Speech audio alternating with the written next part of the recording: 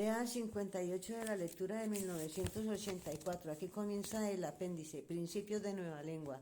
La nueva lengua era el idioma oficial de Oceanía y había sido ideada para hacer frente a las necesidades ideológicas del socin o socialismo inglés. En 1984 todavía no había nadie que la utilizara como única forma de comunicación, ni hablada ni escrita. Los editoriales del Times se inscribían en nueva lengua, pero en un tour de force que solo podía llevar a cabo un especialista. Se suponía que acabaría desplazando a la vieja lengua o el inglés estándar, como lo llamaríamos hoy, en torno al año 2050 o así. Entre tanto, iba ganando terreno poco a poco y todos los miembros del partido tendían a utilizar cada vez más palabras y construcciones gramaticales en nueva lengua en el habla cotidiana. La versión utilizada en 1984, encarnada en la 9ª y 10ª ediciones del Diccionario de Nueva Lengua, era provisional e incluía muchas palabras superfluas y formas arcaicas que debían suprimirse más tarde. Nosotros trataremos aquí la versión perfeccionada y definitiva recogida en la 11ª edición del diccionario. El propósito de la nueva lengua no era solo proporcionar un medio de expresión a la visión del mundo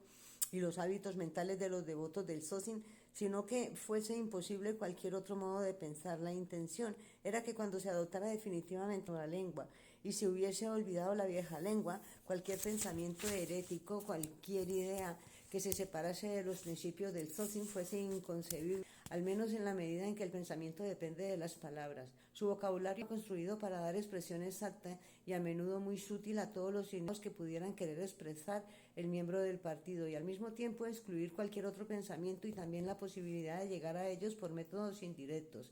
Eso se lograba, en parte con la invención de palabras nuevas, pero sobre todo eliminando las palabras indeseables y despojando las restantes de cualquier significado heterodoxo y dentro de lo posible de sus significados secundarios. Para dar un ejemplo, la palabra libre seguía existiendo en nueva lengua, pero solo podía utilizarse en frases como este perro está libre de pulgas o pues está libre de malas hierbas.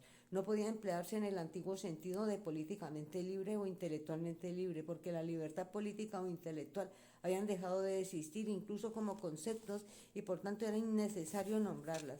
Aparte de la supresión de las palabras claramente heréticas, la reducción del vocabulario se consideraba un fin en sí mismo y no se permitía la supervivencia de ninguna palabra que se considerase prescindible. La nueva lengua estaba pensada no para extender, sino para disminuir el alcance del pensamiento, y dicho propósito se lograba de manera indirecta, reduciendo al mínimo el número de palabras disponibles. La nueva lengua se basaba en el idioma inglés tal como hoy lo conocemos, aunque muchas frases en nueva lengua, incluso aunque no contuvieran palabras de nueva creación, apenas serían inteligibles para un hablante de nuestros días. Las palabras en nueva lengua se dividían en 3 clases distintas conocidas como el vocabulario A, el vocabulario B, que era formado por las palabras compuestas, y el vocabulario C. Sería más fácil estudiarlas por separado, aunque abordaremos las peculiaridades gramaticales del idioma de la sección dedicada al vocabulario A, pues las 3 categorías se regían por las mismas normas. El vocabulario A se incluía todas aquellas palabras necesarias para la vida cotidiana, para cosas como comer, beber, trabajar, ponerse la ropa, subir, bajar escaleras, conducir vehículos, cuidar el jardín, cocinar y demás. Estaba compuesto casi por entero por palabras que ya existían antes, como golpear, correr, perro, árbol, azúcar, casa o campo, aunque en comparación con el vocabulario del inglés actual su número era extremadamente pequeño y su significado estaba definido con mayor rigidez. Todas las ambigüedades y los matices del significado se habían eliminado. Dentro de lo posible, todas las palabras en nueva lengua pertenecientes a esta categoría se reducía a un sonido en staccato que expresaba un concepto entendido con total claridad. Había sido imposible utilizar el vocabulario a unos propósitos literarios o para una argumentación política o filosófica. Estaba concebido solo para expresar ideas sencillas y determinadas que por lo general implicaban objetos concretos o acciones físicas. La gramática de la nueva lengua tenía 2 peculiaridades destacadas. La primera era la intercambiabilidad casi absoluta entre las diferentes partes de la frase. Cualquier palabra, y en principio eso incluía palabras muy abstractas como sí o cuando, podía utilizarse como verbo, sustantivo, adjetivo o adverbio. Entre el verbo y el sustantivo, cuando compartían la misma raíz, no había la menor diferencia, una norma que implicaba en sí misma la destrucción de numerosos arcaísmos. Las palabras pensamientos, por ejemplo, no existía en nueva lengua. Su lugar lo ocupaba la forma piensa, que funcionaba como verbo y como sustantivo. No se seguía ningún principio etimológico. En unos casos se optaba por conservar el sustantivo y en otros el verbo. Incluso cuando un verbo y un sustantivo de significado similar no tenía conexión etimológica, era frecuente que se eliminara uno u otro. Por ejemplo, no existía la palabra cortar y su significado se expresaba de manera suficiente por el sustantivo verbo cuchillo. Los adjetivos se formaban añadiendo el sufijo pleno al sustantivo verbo y los adverbios añadiéndole mente. Así, por ejemplo, velocipleno significaba veloz y velozmente, velozmente. Se conservaban algunos de nuestros adjetivos actuales, tales como bueno, fuerte, grande, negro y blando, pero su número era muy reducido, apenas eran necesarios, pues cualquier adjetivo podría formarse añadiendo pleno a un sustantivo verbo. No se conservó ninguno de los adverbios hoy existentes, excepto unos cuantos que ya terminaban en mente, pero dicha terminación era invariable. La palabra bien, por ejemplo, se sustituyó por bienmente. Además, cualquier palabra, y esto aplicaba al principio de cualquier palabra del idioma, podía convertirse en su contraria añadiendo el prefijo no o subrayarse por medio del prefijo más, o si quería intensificar más aún doble más. Y así, por ejemplo, no frío significaba caliente, mientras que más frío y doble más frío significaban respectivamente muy frío y extraordinariamente frío.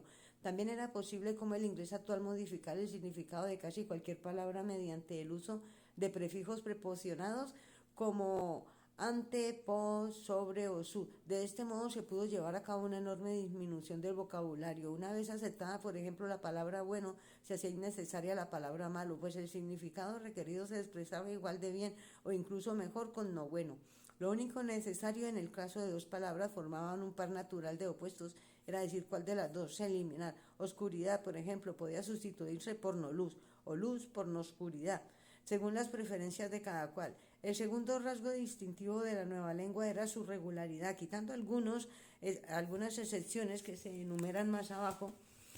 Todas las inflexiones seguían las mismas normas, así en todos los verbos. El pasado y el participio pasado eran iguales y terminaban en ado o en ido. Al pasado de sustrae era sustraído y el de piensa, piensado. Y así ocurría con toda la lengua y las demás formas fueron abolidas. Todos los plurales se hacían añadiendo ese. Los plurales de hombres, buey o vida eran hombres, bueyes o vidas.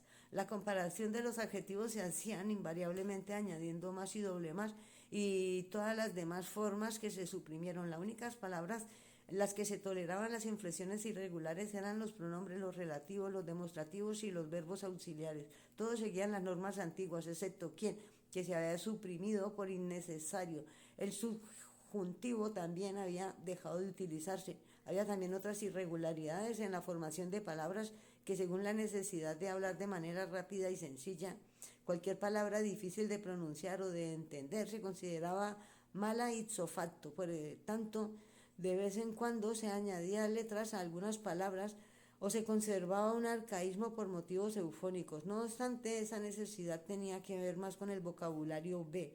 Después aclararemos por qué se concedía tanta importancia a la pronunciación. El vocabulario B consistía en palabras que se habían formado deliberadamente por motivos políticos, es decir, palabras que no solo tenían implicaciones políticas, sino que estaban pensadas para imponer una actitud mental deseable en la persona que las utilizara. Eran difíciles de emplear sin una buena comprensión de los principios del Socin. En algunos casos podía traducirse a vieja lengua o incluso palabras tomadas del vocabulario A, pero eso exigía a menudo una larga paráfrasis y siempre implicaba la pérdida de matices. La palabra B era una especie de taquigrafía verbal. A menudo concentraban muchas ideas en unas pocas sílabas y al mismo tiempo eran más precisas y poderosas que el lenguaje normal.